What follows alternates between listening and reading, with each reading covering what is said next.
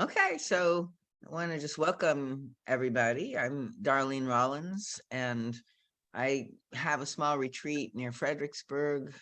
I'm 72 years old, and I think I've been on this journey my whole life. I can really look back and see all of the process, the ways that sort of my interests and the way that fate unfolded. How it brought me here, and how I was sort of always looking very deeply sort of for the answers to what I feel are the most important questions. And I certainly don't have all the answers at this point. But I have found enough for me to feel certain that life itself is a teacher and a revealer.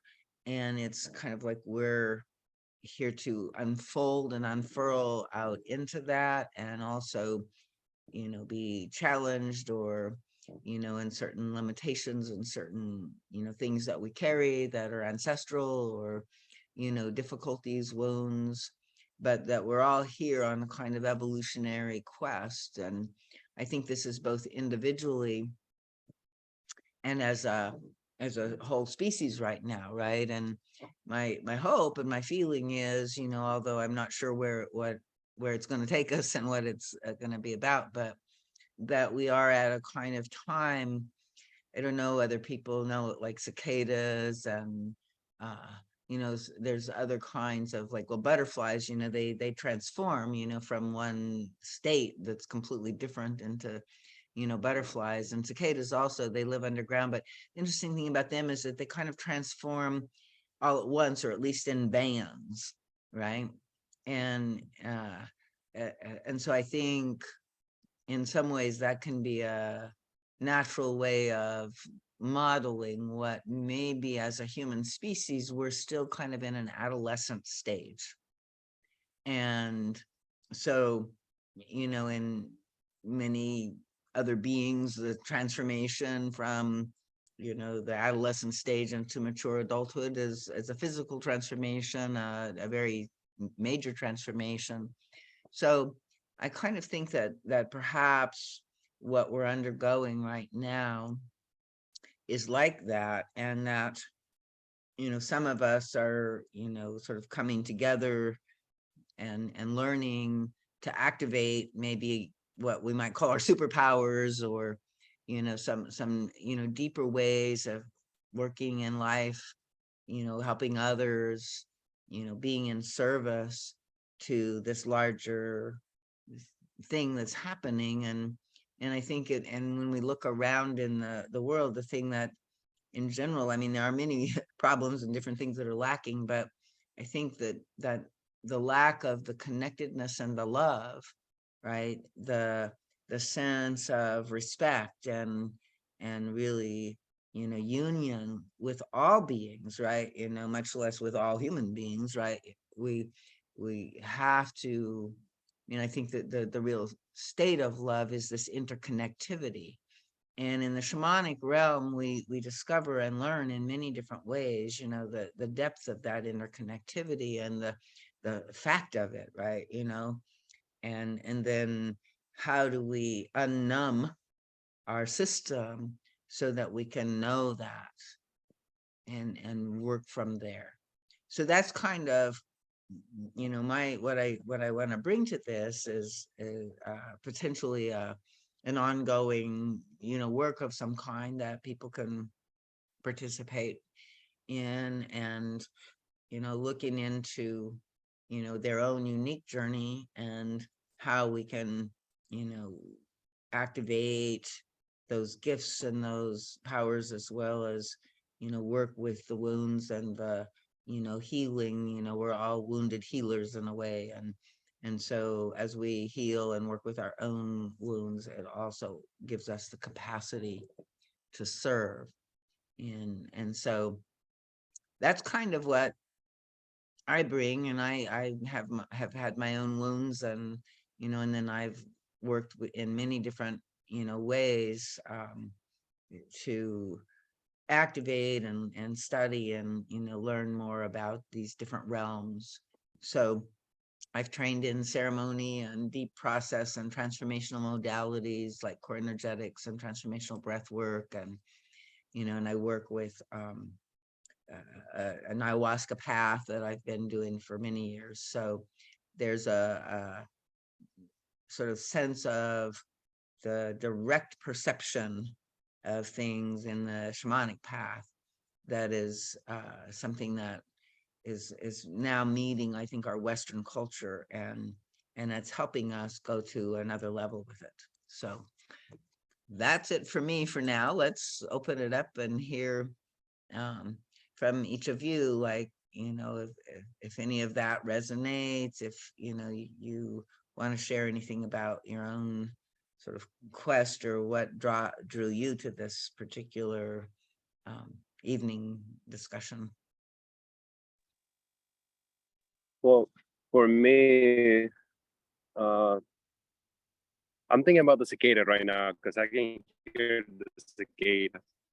Um, so right now I'm going to this phase where, like, I'm got out of divorce, so I'm just trying to find out like who I am right now. I got, I think I have what I need, but like spiritually, I don't feel like I'm feel lost. I know there's something going on, but I don't know how to fix it and how to get out of there. I think that's my path right now, trying to figure it out who I am and what what am I supposed to do. Um, it's that's and that's kind of hard to work on. It's kind of hard to work on that as well, just because I'm military. So I moved to Virginia, and I don't have those connections anymore. I got my leadership and supervisors that I can talk to, but they can only do so much for me. And it's kind of hard, like, to do this by yourself as well. I think that's why I was also interested in being here and hearing you talk. Okay, great, thank you. Mhm. May spiral back and continue to hear more, but that's a good start. Yeah. Thanks. Um, for me, it's more so I've been pretty much walking this journey alone, and I feel like I've reached a point in awakening to deeper aspects within myself that I'm just really trying to allow myself to let it out, which is kind of hard in the sped up mundane world that's kind of awakening to our spiritual essence, but not really accepting it openly. So to be so just feeling so distant from everyone else, and just having that longing of something that I know deeper within me, but knowing that there are people like you who have the knowledge and wisdom that I know I can learn from to really develop spiritually. That's what really brought me here. And even though the journey is alone, you still have community and you're never really alone. So I'm learning that right now. Beautiful. Yeah, thank you. And I mean, it's kind of the same for me. I moved out here when I was like 34, well, 32 actually, and it wasn't until I was 34 that I found like a spiritual path and community, right? That where I could do the work, but with others, learning from them, having support and stuff. So, I really appreciate that. And uh, there's a couple of things that can happen even in person, but I also have some online groups that are, working as well. So that might be something. Or I'm curious, like this whole way of looking at things from a, shamanic and kind of service standpoint. I think a lot today, young people, they are wanting to heal and, like, get through things like, breakups and divorces and, the difficulties of life. But I don't know.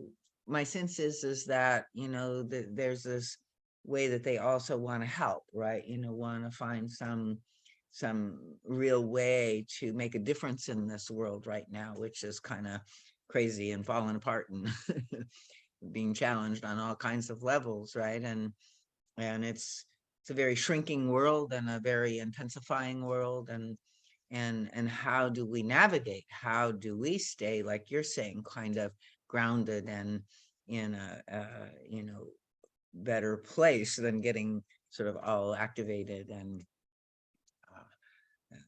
sort of in fight flight around everything that's going on, right?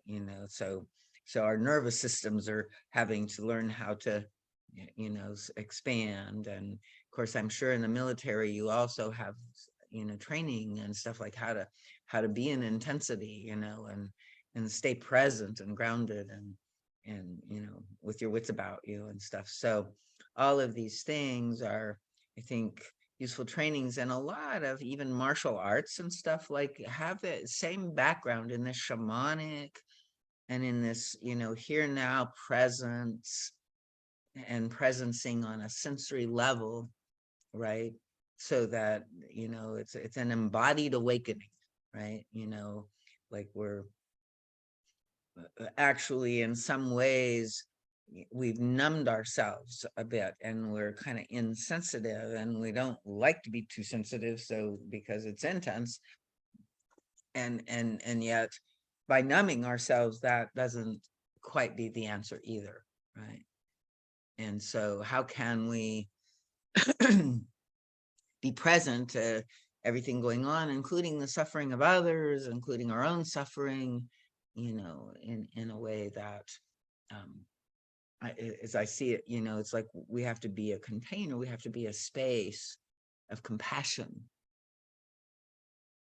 for all of that, and how to connect with that space and maintain it, and be be almost like an angel offering that wherever we go is one form of service, right?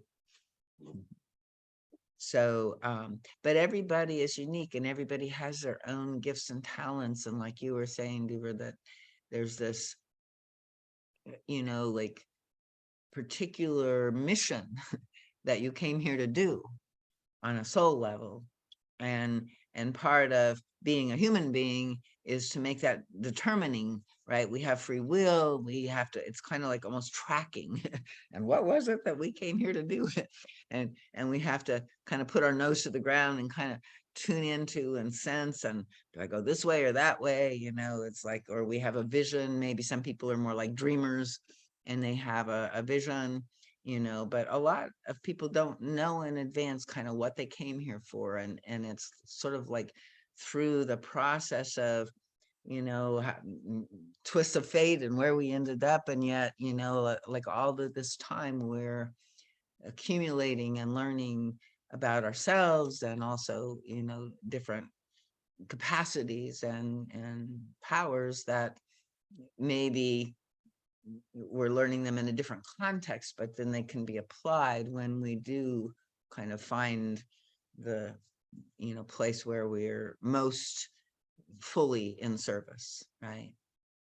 Most of almost everything we are can be used, right? And for some of us, that's in relationship with, in family situations as well. So you mentioned a divorce that's happening. Are you guys, do Yeah. you have kids, or is it just? No, we don't have kids. We're married for like 4 years, almost 5, and then we decided to end it. But still, I'm still processing and healing through it. Probably not the best way. Probably I didn't handle it the right way. Like, once again, like it's kind of hard to do things on your own, especially when you don't have the guidance. Yeah. Yeah, focus on the. I recognize that I was focusing on distracting myself, not really healing. So that's where I am. Yeah, and this work that I found, the spiritual path, that is really useful, I think, and it has a lot to do with relationship, and a lot to do with the understanding of how like a lot of our dynamics and our issues in relationship also came from, early on in our family of origin through ancestral kinds of things as well. And so it's sort of like looking at, like, and learning, when we have these experiences. But it helps to have some maps. It helps to have some also support in feeling what we need to feel. And a lot of times, like our culture again is kind of like averse to feelings, and we got to be in self-control or whatever. Like, and again, it's a form of kind of numbing that I think, yeah, we don't want to like dissolve into a puddle or, like become hysterical, but there's a lot of ways that we can know and have our feelings that are different than that. And so our feelings, according to this path work, also, they, as we mature them and refine them, they become the source of our highest intuition, right? So again, if we're navigating, if we're learning to do that, deep listening, uh, soul whispering, natural communion kind of processing, and that deep listening, we're really, hearing through the felt sense of something, and translating that into an intuitive knowing, as well as taking into, consideration all the rational realities and stuff. But oftentimes, like the just, mentally, well, there's this and then that, or that has that advantage and that has that, it's always hard sometimes to know things just from the rational perspective. It's through our gut knowing, through our feeling, through, our other energetic states, that we are more guided to follow, our unfolding and our path before us. So but certainly the like relationship is like a path within the path. And whenever we are working in relationship, oftentimes we even unconsciously will sort of have one difficulty, we'll find another person and we will basically recreate the same story. So there's a way that it's good also to study and understand and do sort of the inner exploration of, the childhood wounding around relationship is usually where it boils into. And there's trauma for us, and so we're, kind of learning how to hold and work with our own trauma, because a lot of what trauma is it was like, it was difficult, but it was even more difficult because there was nobody there to hold us in it. There was no integration of it. We just had to, make up our own story about it and stuff it someplace, and then we got frozen there. So a lot of the healing, and the particular traumas that we bring in are often connected with the gifts that we also came to bring. So there's a kind of, incentive or, way that we end up, learning about how to help others maybe in a similar way through the trauma, and then that is connected to what we can, offer others as well. So different, everybody's unique and different, but this is what I always find is it's such a different and more interesting story than sort of our cultural, success failure, sort of measuring stick, and what, constitutes fulfillment, in a materialistic plane, and then it kind of tends to be just, a kind of self-measuring system that we are constantly, I'm good, I'm bad, I'm right, I'm wrong, I'm, okay, I'm not okay. And that kind of constant, sort of self-assessment, which is not usually accurate, is very debilitating in the psyche, and doesn't really allow us to, find our bigger part, our heart places. And that's where we can give from. So, Do you want to say anything more, Tanisha, about, I mean, we can kind of inspiral a little more and just kind of, people can offer and see like partly, well, how would I work with this, or, this is what's going on for me. So you can just share a little more and we can, right now I'm sort of talking a lot about the maps, but maybe we can even get to going into the little territory a little bit, but go ahead Yeah. if there anything you want to offer. Yeah, I'm sorry. Tell I us a couldn't little. hit the mute button quick enough. I got excited. Thank you for asking. Yeah, it deeply resonated with me how you were talking about trauma arising. I've been deepening my meditative practice and just trying to enter into a very calm state. And I gotta admit, my psych has been driving me insane. Like just trying to detach from thoughts and really just learn what the root of what's going on and just constant introspecting. And I've just been so tired. And it's like I'm able to pour out into others, but it's like I've hit a wall with pouring into myself as far as it comes to my spiritual practices. So it's like an ongoing battle of, just healing and breathing and just relaxing and calming. And then you feel like there's a big battle underlying it all. And it's like there's no control and it's unknown, uncertain. And then it is, your security's at risk. You feel it's like, I don't know, it's like a overwhelming state, but it's harmony in it. And it's like not really, it doesn't make sense. Nothing makes sense. But at the same time, there's a deeper knowing to it all, if that makes sense. I don't know Yeah, if I no, I think I follow. really.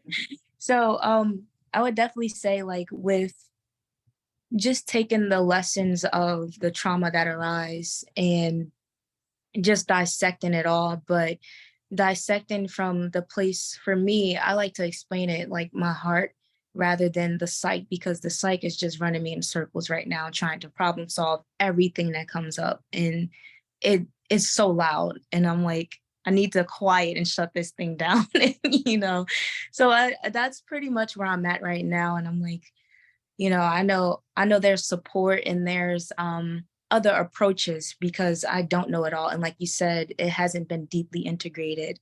Um, I'm the first one in my family to take this path. So there's not, I can't just turn to a family member and just say, hey, like, how do I approach this?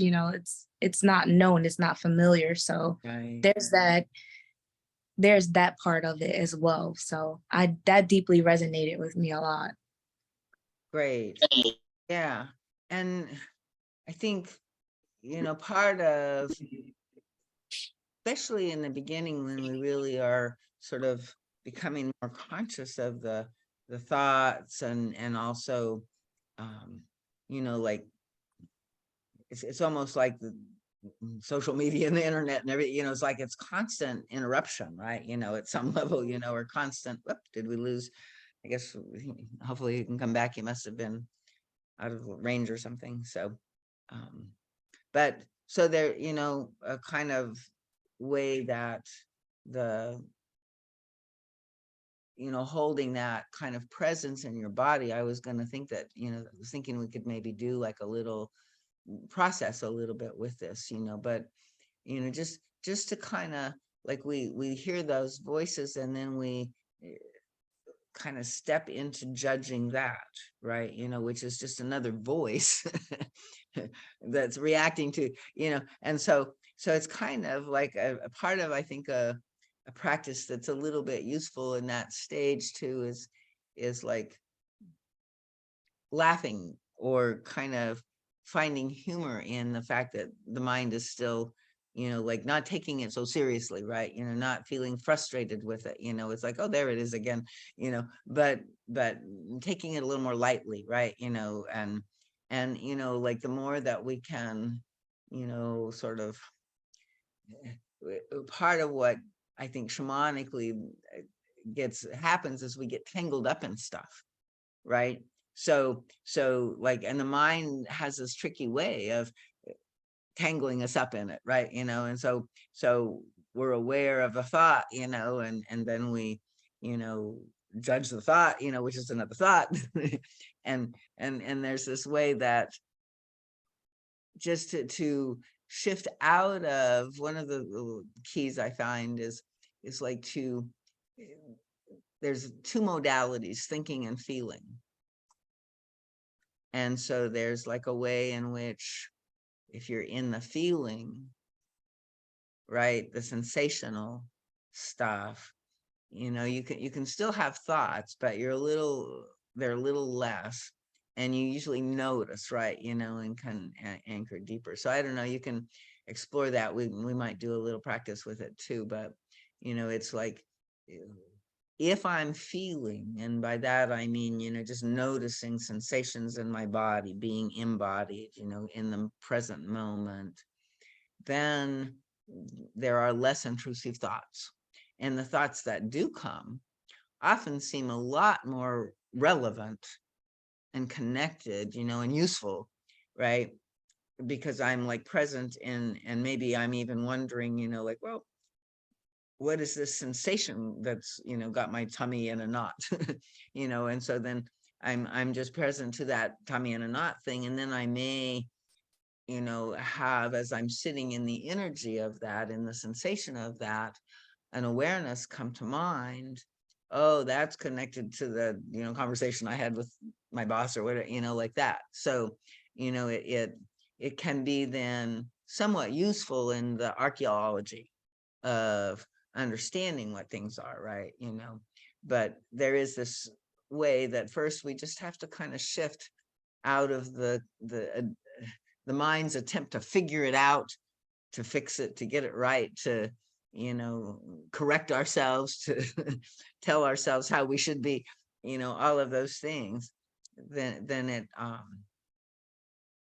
it can, kind of like relax itself a little more, and then we can begin to access sort of these different voices within us, and we're now not avoiding or escaping or trying to get away from or fix or resolve, but we're actually kind of excavating. We're going deeper in, we're learning, we're being curious, we're wandering and seeking clarity or more understanding. So do you want to try a little meditation with that for a second and see how that Yeah, goes? most definitely. So there's several different ways you can start it, right? Sometimes it's just like paying attention, like a guided imagery or a guided meditation where you sort of do a progressive relaxation or something. Rather than trying to relax, you just pay attention and notice, like, okay, so as I start at the top of my head and kind of bring my awareness down through my body, like paying attention and noticing even maybe the difference between how my forehead feels and how my jaw feels and my cheekbones and my, throat and the back of my neck. And, so it's like just a body scan that helps kind of help anchor in the sensory and learn how, we don't have a lot of language for it, but we can begin to notice how differentiated things are, right? There's different feelings in this hand and this hand, we might not be able to have words to describe it, but we can recognize the felt difference in the energies. And so, then you might notice that there's one particular place, maybe it's a chronic place, or maybe it's just right now sort of activated in you, right, that seems louder, stronger in some way. And so you can, go to that and begin to do this process.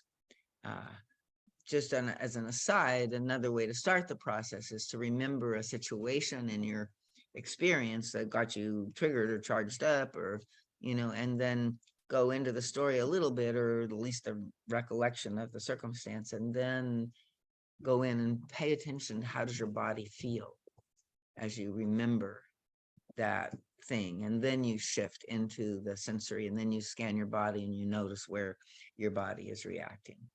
but even in in just kind of doing a scan. And so is there a certain place that you want to focus on, that you can name right now? Is there, what are you most Um, what really immediately came to me was solar plexus. okay? Yeah. So good. So can you try to find, I mean, this is where we don't have a lot of language, but we can use sensory language or metaphors a little bit, Okay. right? To help sort of describe as best you can what the sensation that you're aware of in your solar plexus is like.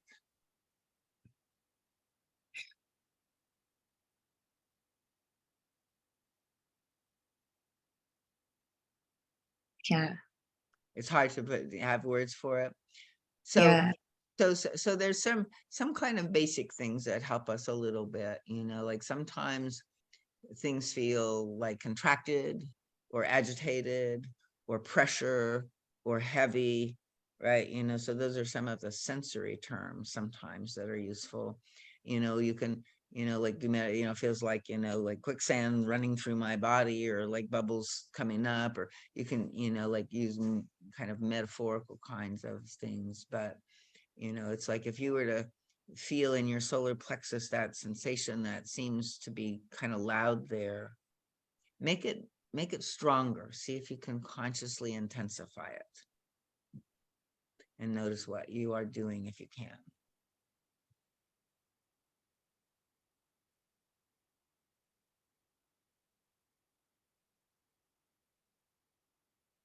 It just kind of stops, like it's knotted. It doesn't Uh, flow all the way. so when you pay attention to it, it kind of goes into hiding. Yeah. Yeah. Yeah. Good to notice. This is actually what happens. So what that tells me is we need a proper introduction. So it kind of like one of the things that I often do even before we go there is, to try to like this is a living consciousness, right? And in a way it's a space in you that, you can relate to and speak to, and, help, help educate. The guide talks about we re-educate certain confusions that are held in the body. And so a part of that, it's like is sometimes we've been, like, what's wrong with you, you're so stupid, like beating on ourselves, trying to re-educate ourselves from that kind of negative way, right? And so part of us is used to, like, well, if something else shows up to relate to it, it's usually critical and upset, and so we want to run away from that. But so in this instance, you're coming, another part of you is here, and you're just noticing, and maybe you're curious, and you're aware of maybe some distress there, right? Like or some kind of, disharmony, something that needs support. And so you can kind of come in from your heart place a little bit and just say, hi, I see you. you know I'm and I'm not the same voice as that critical one, right? Like I'm here, I see you, and I'm curious, or I want to help, or see what comes to you that makes sense to say. Like nurture and comfort. Yeah. Yeah, it's kind of like, we think, well, how do we do that to ourselves? But we've been beating and criticizing ourselves, so why can't we nurture and comfort ourselves? Yeah. It's really an attitude adjustment rather than, something that is sort of weird and unique. Well, I'm just one person. No, you've never been one person. You've always been all of these voices, most of them arguing and fighting inside. Yeah. That's so true. And so part of it is like, learning about all of these voices, and we're activating, we're awakening sort of the observer, the higher self presence, right? And the heart awareness, and trying to, bring that into relationship with all of these other parts. And once that happens, it helps a lot, to work with these when they have difficulties, right? And usually when they're having difficulty is when there is some old trauma, and so they need our presence from that heart space to help work through it. Yeah. And release it. So let's see if we want to, so can you try to say, hi, I see you, and see, does it come back? Is it still, I mean, just go back in and see what's there now, right? Yeah, I actually wanted to tell you, I've been saying it, but it's warming up. It's really warm. It's starting to feel that sensation I get when I do breath work and concentrate on my chakra areas. I haven't felt this in a while. So I didn't realize how disconnected I've been. Uh-huh. Yeah. Explains a lot for the past few days that I've been feeling really clouded and like I'm looking through a filter. Right. Makes a Yeah. lot more sense. So Good. Yeah. Yeah. And I think that does as we are sort of expanding and stuff like that, we can, get a little dissociated, mhm. and so it does help to kind of reground in our bodies and, connect with what's, going on. And also our self-judgment causes us to dissociate as well. Mhm. So part of it is like, and sometimes, like, I mean, it's always useful, like, well, what is the self-judgment really about? Is it useful, and is it true? Right. So there's a way that in the pathway we talk about, sort of everything that we've been programmed with and that we're kind of doing in this automatic unconscious way, we have to bring into conscious awareness and examine it and make a choice about it, right? Recognize it for what it is. And then we may still not be able to stop anything, like in terms of controlling it, but our free will is really our power, right? And to choose from the heart, and then that will activate the help that we need from spirit to, actually do the healing and transformation. But we need to know it enough to choose Mhm. and to, seek that. So we have to bring it into consciousness. Yes. So One thing you said that's been recurring through my head is integrating. It's really interesting because I think it was, what was it, yesterday? I did a recall on my dream, and one of the messages was that different aspects of myself are integrating. And it wasn't really sticking until now. So when you said integrated, it kind of like activated that knowing. And I'm like, oh, like if that makes sense, it really stuck. So great. Yeah. And I think, like a lot of times, we're going through these kind of shifts in vibrational spaces, energetic spaces within us and in the larger world. And so oftentimes, we wake up feeling totally different than when we went to bed, or, it's like that, what's going on here? Something wrong with me, but I think usually the answer is no, like you're going through this kind of energetic space somehow in this process of, I don't know, lifting us up through it, or, clearing us out of it, or activating it in the world. And then some of us are really what they call transport mediums, and we're like mm, able to sort of pick up on others' stuff and help it leave the uh, kind of along the astral, the lower astral, like a lot of energies are kind of trapped there, right? And so through us, and we have to know those energies, and we have to know how to work with them consciously. But then, and oftentimes they are with us, like yeah. where we've been being affected by them or reacting to them. And so we have to kind of learn a different modality, but then we can kind of help serve in, when we get triggered, or when it's just in the atmosphere, that we can um bring it up into things. Hold on one second. Oh, okay.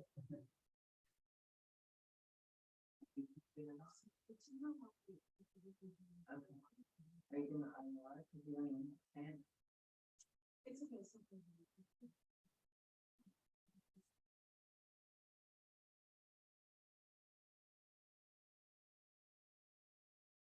Sorry. Yep. Need a little break, huh? I got some water. So, so yeah, so and the fact that something in that is integrating. I think we're a lot of what we think about is that we're having to fix something or get rid of something or be a different way than we are. But I think really the journey is more like we are all of it, and we have to kind of find our way to balance it and integrate it within. Oh my goodness. Whoa. Okay. That was a great epiphany. Yeah. I needed to hear that. Good, Wow. That just brought so much clarity. good, Yeah. good.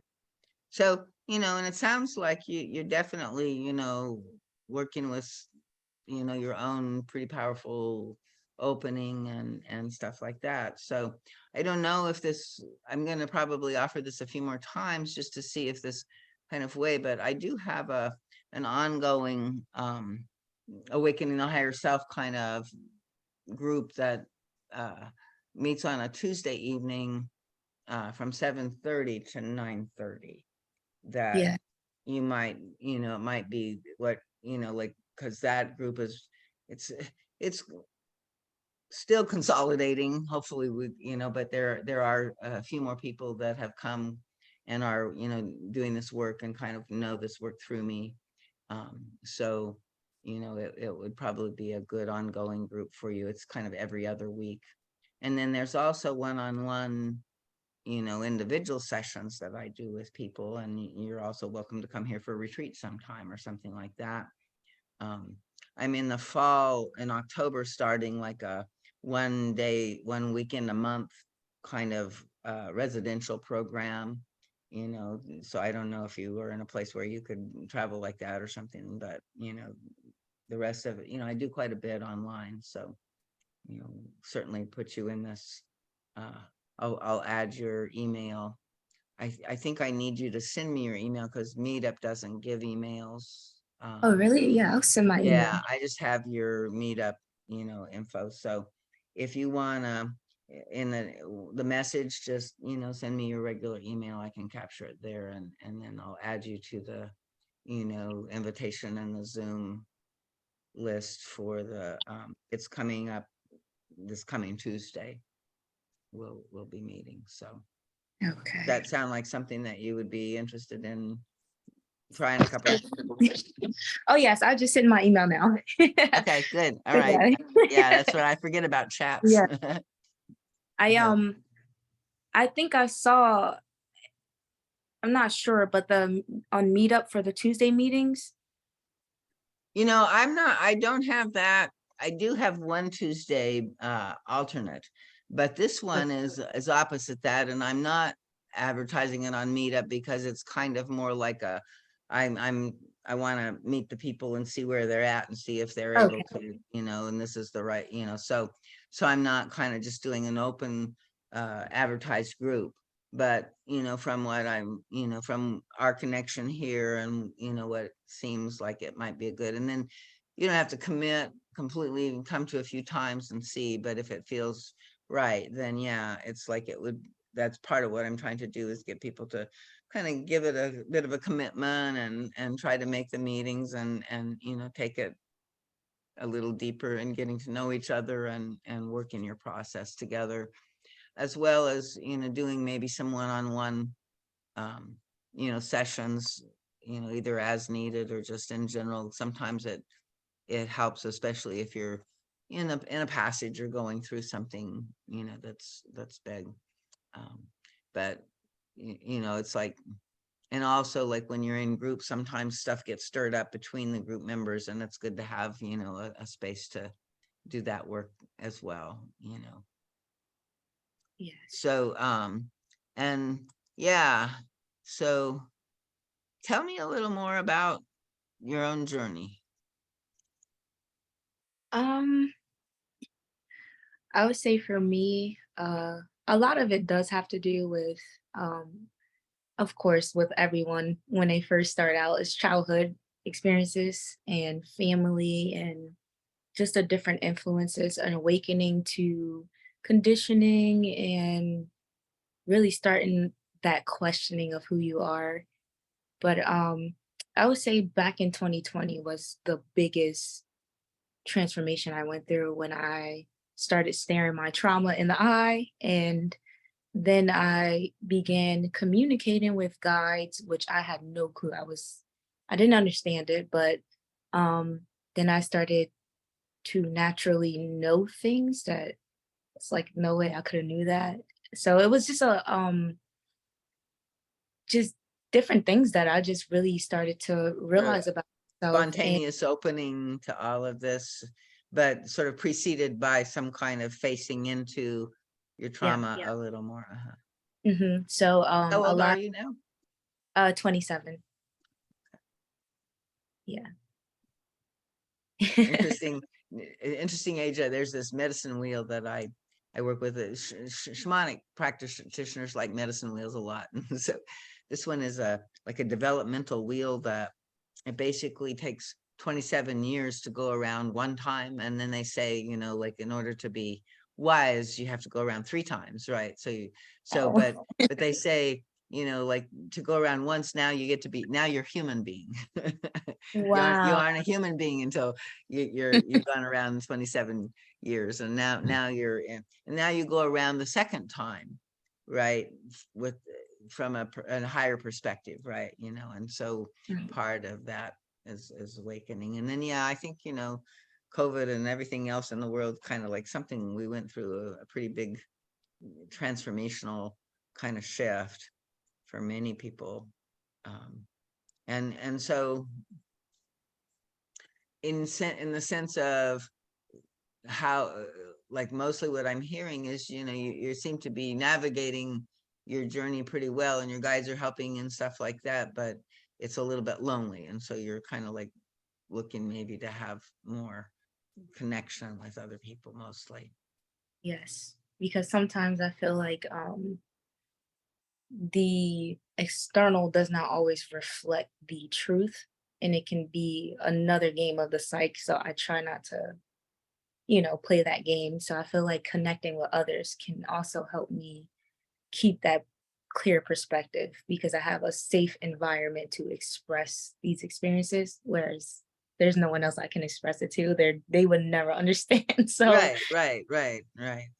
Yeah, and you're right, and as our mediumship starts opening up, there's all kinds of voices and guides and stuff that can show up, and so discernment is a part of the learning curve that we have.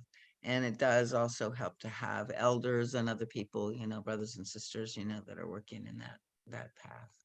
yeah. So the other thing that is kind of related, and so this a lot of what I can, it's like, it's interesting because a lot of the work that I do comes from multiple different sources, but I have always found sort of a good foundation is with this channeled material that came in through a medium by the name of Eva Paracas from like 1957 to 79. And this is on the meetup. I think it's called the Wisdom of the Pathwork or the Wisdom of the Guide, which is like where there's like 258 lectures that she delivered over that period of time that were channeled to her through basically it was a committee of beings that came through her. It became known as the Pathwork Guide. Probably more appropriate, we should say they, although most of us are in the habit of saying he. I don't think it's actually a he, but you know, so but there was this spiritual wisdom that came through, and it was at the same time in the culture as well that a lot of other openings, like the Eastern traditions were coming over, the psychedelic revolution was happening, right? And so there was all of this. I think that now you look at these lectures and you see that, everywhere in the culture, there's some form of therapy or some other way of, working with the material. So it has lots of many options, and it's not all just pathwork. But I think in some ways pathwork was like the grandmother of them all. and Yeah. and so I like to go back, and we have a free lecture study where it's a Wednesday night, and every other Wednesday night from 7:30 to 9:30, and I just pick a lecture, and we basically read through it together and ask questions or comment. I might throw in some commentary, or people might have their own commentary or some questions about it, that kind of thing.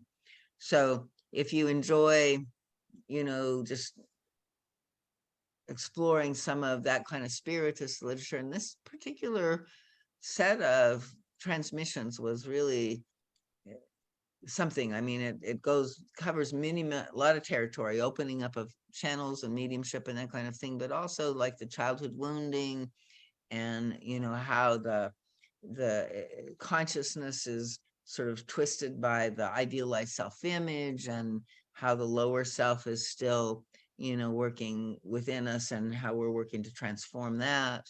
So there's a lot of I think it's a good set of maps for working with all of this stuff.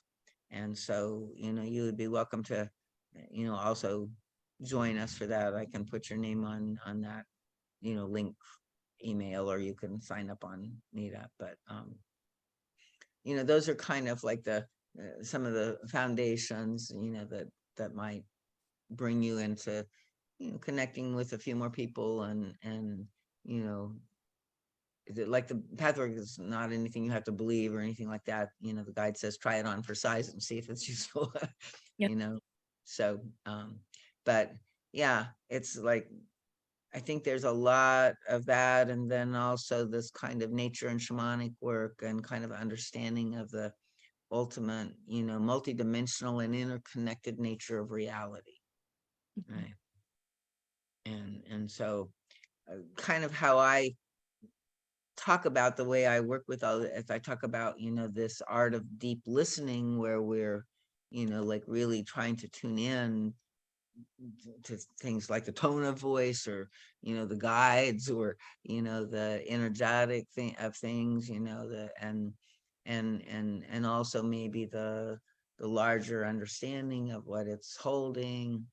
And then we have deep listening, we have soul whispering, which is kind of what we were doing a little, like we need to hold a space for the traumatized child, for the human soul that's like lost in the immensity of this, and sometimes frightened and mortal, at least in the body, like Man. doesn't know it's, exactly how all of that goes. So there's this kind of way that if we can become our own soul whisperer, and also whisper to other souls, that can be, I think, a very useful, thing, and a practice. And then the natural communion, right, is this deep communion with our natural beings, as well as all of nature, and an understanding that, that all of nature is all conscious, is being, and I think you said before too, like, how the flow of fate, life, destiny, right, has a kind of intelligence and a wisdom into it, and so we get lost maybe in our early trauma, and we can look at it as being a victim of that. But from the soul perspective, what the pathwork would say is that no, you had this issue already from other lifetimes, and you brought it into this lifetime, and you chose people around you that were gonna, you know, love you enough but trigger it enough, or like maybe they didn't love you, but like you were working karmically with something or whatever, but you kind of, it was like a soul initiation where you took on that sacred wound, and through understanding it as a sacred wound, with this responsibility then of, healing and transforming it, so that, you know, it can not only maybe heal ourselves, but even our lineage, our ancestral stuff, right? Yes. I got that message a lot. Good. Yeah, 100%. Okay, well, I'm Oh. happy to, you know, talk a little longer. We've got a, we can go even another hour if you want from the schedule on it, but this may be sufficient for now, and I can add you to these other things with, these lists on your email, and hope to continue seeing where this might, be useful for you. And that sound Yes. good? Do you want to, like, I mean, we can do a little more work together if you want, if you want to share anything more about, where you feel like you would like some more help, or, where you are not sure what, is going on, or. I have so much clarity, and I just this was such a healing conversation. I really do look forward to more. I just feel so much lighter and relieved. Um, my energy feels more vibrant now. Just talking about certain things is just that's healing in itself, and that's what I receive. So I'm really thankful for that. Okay, well, very good. Nice to meet you, and You hopefully too. we'll see you again Tuesday, and then a week from Wednesday. Yes. Thank you so much. Take care. You too.